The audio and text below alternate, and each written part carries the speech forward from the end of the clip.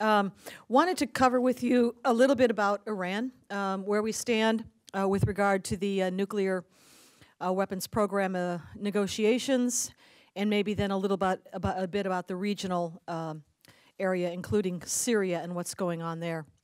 To begin with, you probably know that 3 sets of negotiations with Iran have concluded badly. There were negotiations held in May in Istanbul, in April in Istanbul, in May in Baghdad, and just concluded kind of recently in Moscow this month of June, to discuss bringing Iran into compliance with its obligations, basically under the Nuclear Non-Proliferation Treaty. Present at the talks were what they call the P5+1, which is, of course, the permanent 5 of the United Nations Security Council, plus Germany, and, of course, Iran and the IAEA. The issues at hand are the same ones that have been at hand for the last any number of years, at least going back to 2006, when the first resolution of the Security Council on Iran was passed. And those issues are specifically that the IAEA, which is the monitoring agency for the nuclear programs of the various countries which are signatories to it, of which Iran is one, the IAEA's reporting, in particular, I would point out, probably since November of last year, has been increasingly explicit and increasingly concerned with regard to the actual nature of Iran's weapons program. And they actually use that word. November for the first time, and then February this year, and another report came out in May. But very specifically, under new leadership, I should add, because the IAEA now is led by a former Japanese diplomat by the name of Yukiya Amano, who took over from Mohammad al-Baradei, the former Secretary General of the IAEA, who never missed a chance to find an excuse for Iran's activities. Under Amano, though, it's been a lot more frank and candid in terms of the reporting. I thought that the November report from last year, 2011, was particularly concerning, and that was the first time they came out very specifically and talked about things like R&D work on nuclear warheads. They specifically put that into the report. The fitting of the warhead onto the nose cone of a nuclear-capable missile. Computer modeling of nuclear explosives. The experimentation, development of nuclear triggers, neutron triggers which set off the chain reaction of a nuclear warhead explosion. I do want to mention what is going on at the Parchin facility also. So these issues then are before the P5+1 group, Iran and the IAEA, and have not been resolved. There were 3 or so basic demands made by these groups to Iran in these negotiations of this year, April, May, and June. Number 1, that all nuclear enrichment activity must be halted.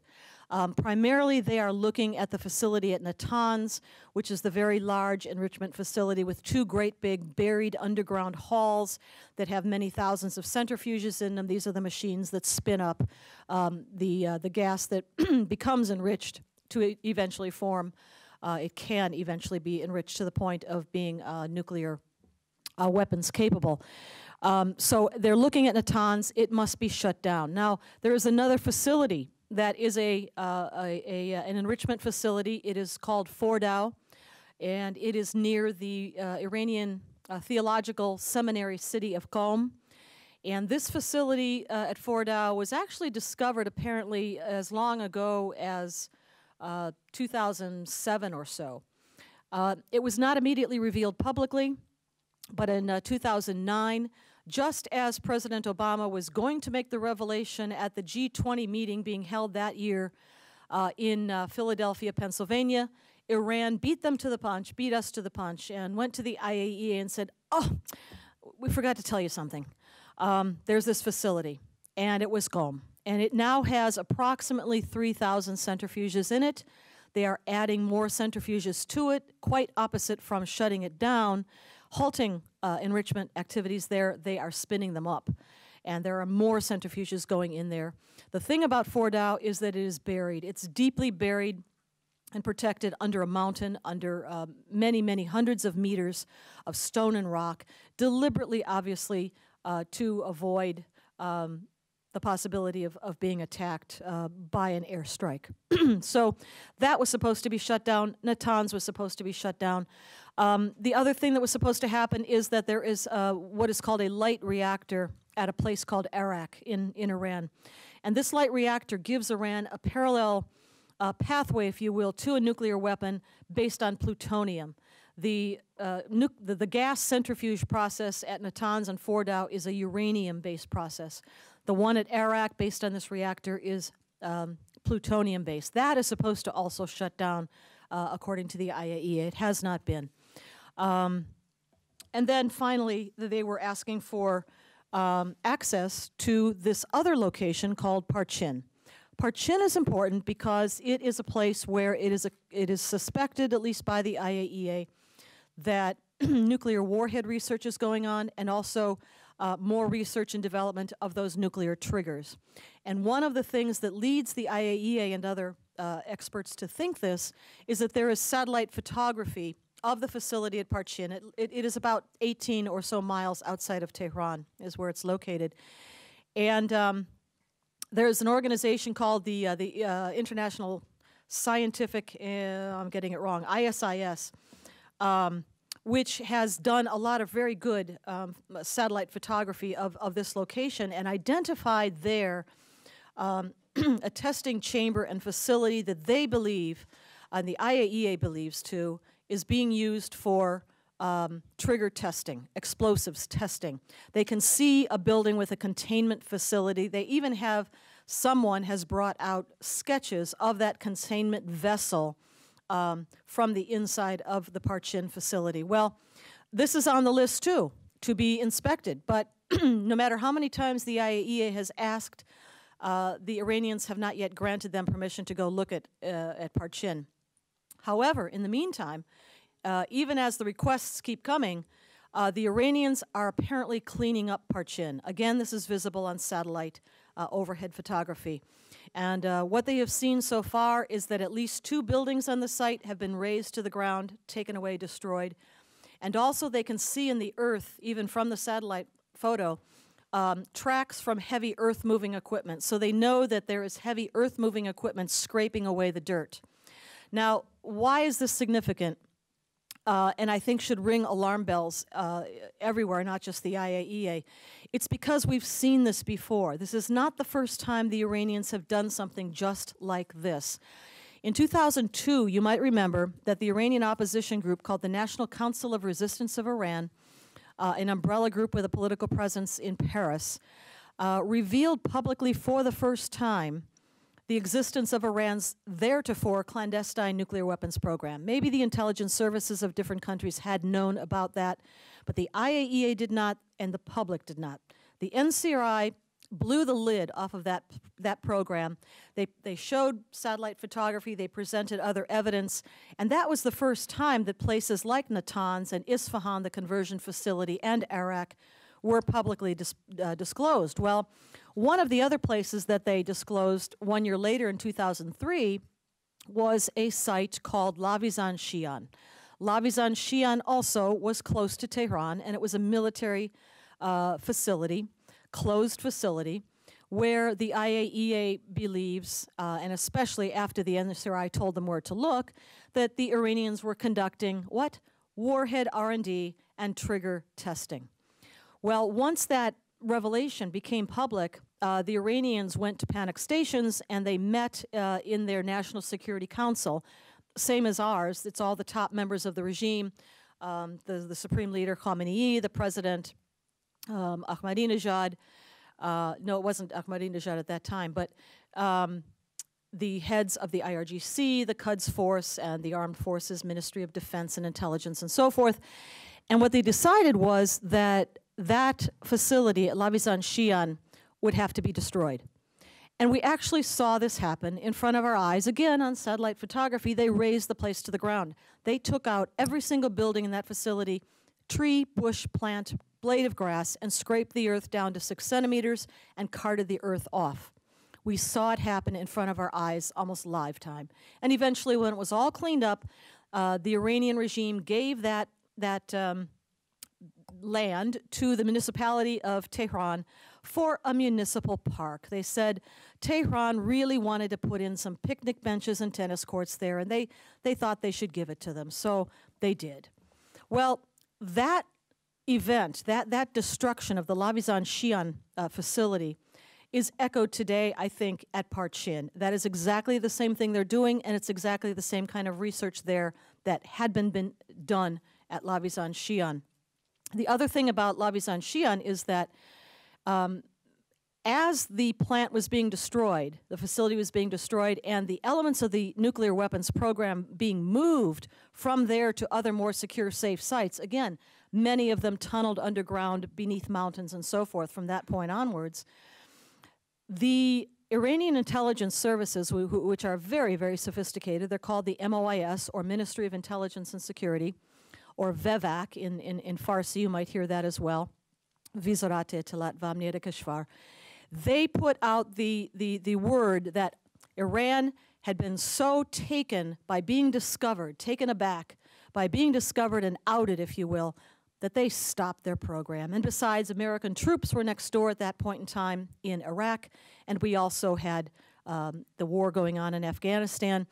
And so the Iranian intelligence services said, look, we shut down Lavizan Shian, you know, you got us surrounded, we're just, the program is ending. That, I think, is the primary genesis of what would later in 2007, December 2007, be the very fallacious and duplicitous, I would say, NIE, National Intelligence Estimate, written on Iran, which said, in effect, the Iranians stopped their nuclear weapons program in 2003. In effect, admitting that there had been a nuclear weapons program there prior to 2003, but they're saying in 2003 it ended. Well, of course, it didn't end, and that report was immediately denounced and denied by practically every other major intelligence, Western intelligence service, like the British and the French and the Germans and the Italians and, of course, the Israelis. But it stood and it served to halt any plans that then President George W. Bush might have had to mount a military strike against Iran's nuclear weapons facilities in the remainder of his term there towards the end of 2007 into 2008. So it served its purpose. I think we're seeing the same thing happen again at Parchin, and I would hope that we will not be led down the same path again to believing the very excellent information operations, influence operations of the Iranian regime. You heard Christine refer to a paper that the center was good enough to publish that I wrote back in 2009, and it came out in February of that year. It was called The Iran Lobby. And that paper badly needs updating now, but that paper was about the influence operations of the Iranian intelligence services infiltrating at least their influence into senior policymaking circles of the United States intelligence community as well as national level policymaking circles. And it is based, I think that lobby, the Iran lobby, is probably based on an organization called NIAC, National Iranian American Council. It's headed up by an Iranian immigrant whose name is Trita Parsi. And it is the nucleus of an ever-expanding, growing network of NGOs, think tanks, individuals, former ambassadors, former oil executives, et cetera, which have bought into what is essentially, I would say, the agenda of the Iranian regime itself. That is, let up on the sanctions, give us some economic breathing room, get into more talks and negotiations, keep those things coming, those are great. And for goodness sakes, do not even consider putting the military option on the table. That is essentially the core agenda of the Iranian regime in Tehran. It is also the agenda of those who are so-called part of the Iran lobby, and I think they've been quite successful at that. So that pretty much is where we're at right now with regard to negotiations, talks in the Iranian nuclear program. It is going to they're going to meet again in a few days, next week, I gather, sometime in Istanbul, but only at the technical level. It's going to be talks to decide about whether there should be more talks, essentially. So that is essentially where we're at right now with regard to the nuclear program. I thought I would add just a little bit more now on Israel and where Israel is at with regard to Iran and its nuclear weapons program. Obviously, for Israel, Iran's nuclear weapons program is existential. The threats that are truly genocidal have been coming out of this regime, I mean, literally for the 33 years of its existence. As the regime, I think, begins to feel more and more confident in its ability to dupe the West, drag the West along into endless negotiations, pull the wool over our eyes with stunts like they're pulling at Parchin, believing, perhaps rightly, that we'll never remember what they did at Labizan-Shian. I think they're becoming bolder. They're becoming more aggressive as they see us withdrawing from the Middle East and from a leadership position, a position of influence projection in the Middle East, obviously taking troops out of Iraq, out of Afghanistan. The Iranians think that they are on a roll right now. And so their statements of belligerence and of genocidal threat against Israel, as well as, by the way, against the United States, and explicitly threatening our own military bases and facilities, which are throughout the Middle East and the Persian Gulf region in particular, those threats are becoming more frequent, bolder. You have very senior leaders of the Quds Force, of the Islamic Revolutionary Guard Corps, the IRGC, parliamentary leaders like their Speaker of Parliament, Larijani, and others, very boldly talking about literally not mincing words anymore, but wiping Israel off the face of the map. Annihilating is the word that we saw most recently used about Israel. So Israel has to know that this is existential for them, and they do. If you heard Prime Minister Benjamin Netanyahu at the AIPAC summit earlier this year in April, the phrase that stuck with me was, "I will not," he said, "I will not allow my people to live in the shadow of annihilation." And so I know that they're monitoring things very closely. There was a very interesting interview just published, I think yesterday or the day before, with Moshe Ya'alon, who is the head of the Kadima party, now brought into a partnership coalition government in Israel together with the Likud party headed by Netanyahu. He gave a very lengthy interview yesterday or the day before, as I said, which was very interesting. And I'll find it here if you're interested in find out where it was published, but the Israeli press in particular, where he says, "We are not bluffing." He said, "We know where their program is. We know what steps they need to take yet to make that warhead that they have been working on unquestionably, make it married up with the missile, which probably is the last step, that combining of the warhead with the delivery system, the missiles. The missiles, by the way, I didn't mention, but we know that they have the range right now to reach all of the Middle East. They have succeeded, the Iranians have succeeded in mastering what is called staging, which means that there are multi-stages to the rocket that extends the ability of their range. And they've also mastered the use of solid rocket fuel propellant, which means that these things can be ready basically 24/7 and out of sight of satellite imagery. They can be wheeled out at the last moment and fueled up much more quickly than with liquid fuel. So the missiles, working on those together with North Korea, and have been for a long time. That last step is the marriage of the warhead to the missile. Now, the other thing that I want to mention very quickly with regard to the partnership with North Korea is that we know they've been working together for a long time on these things together, both missiles and the uranium-based pathway to a nuclear weapon. What many people might not realize is that there were a number of tests conducted in North Korea, which some people now believe, analysts and observers, that were conducted on behalf of Iran. Iran's IRGC are always present in North Korea when these tests are conducted. They were present 2 times, I want to note, in the year 2010, when observers said, oh, those were duds, those were really just too small, the 1 to 3 kiloton range, which, as we're talking about nuclear weapons, is small. They were a failure. Well, European scientists, Swedish in particular, have now spoken about those 2 tests, and they said, no, they weren't failures. because they were just a low explosive yield does not mean they failed. That is precisely the kiloton yield range for something called a super EMP. EMP is an electromagnetic pulse weapon. It is a nuclear weapon, although it can be conventional most often. We think of it as a nuclear weapon exploded in the atmosphere, which doesn't kill people on the ground, but it sends out such a burst of gamma rays that it fries electronics. Essentially, anything with a computer chip in it dies. Planes fall out of the skies, cars stop on the road, all communications, all ATMs, banking, transportation is stopped, is ended. 9/10 of Americans would be dead after 1 year. Not because of any blast factor, but because of the failure of the services that would be stopped by this this explosion, which takes out the electric grid. Our electric grid is not protected right now. Congressman Trent Franks, together with some others in Congress, are working very hard to pass something called the SHIELD Act. It would appropriate money to shield our major, biggest transformers, electric transformers, at a very economical cost, in fact, and would shield them both from a man-made event like an EMP and also from a coronal mass ejection or a solar flare that could come from the sun at any time. So let me leave it at that. I didn't get to the regional area, but maybe we can do that in Q&A. But more or less, that is where we're at with regard to Iran's nuclear weapons program. Thank you. Thank you very much. I think we have time for perhaps one or two quick questions and quick answers.